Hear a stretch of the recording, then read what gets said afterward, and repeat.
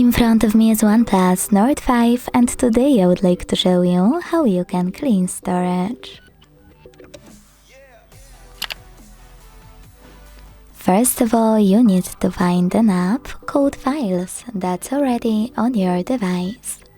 When you find it, click on it. Now select those three lines at the top left corner. Select Clean at the top and hit Clean under Junk Files.